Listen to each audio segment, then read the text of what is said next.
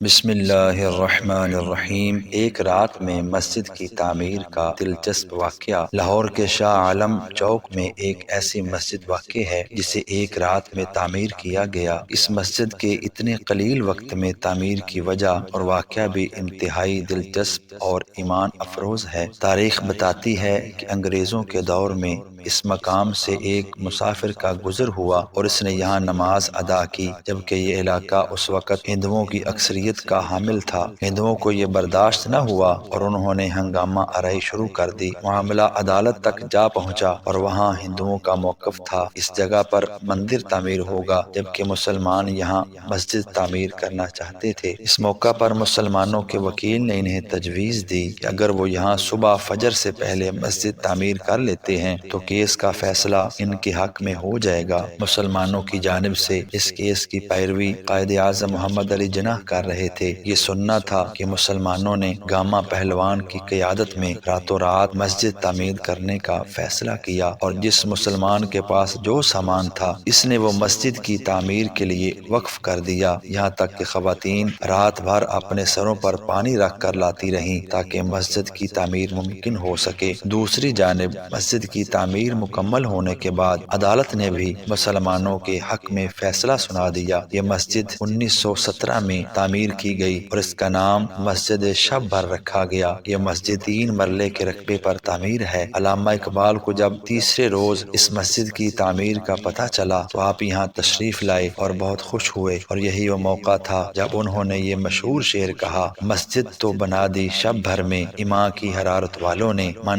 اپنا پرانا پاپی تھا، برسوں میں نمازی بن نہ سکا۔ مسجد شب بھر شہر لاہور میں شاہ عالم دروازہ سے بہت پہلے شاہ عالم مارکیٹ کے آغاز پر ایک مندر کے سامنے واقع ہے۔ اسے پاکستان سے قبل مسلمانوں نے ایک رات میں تعمیر کرایا۔ چینل کو سبسکرائب ضرور کیجیے گا۔ اللہ حافظ۔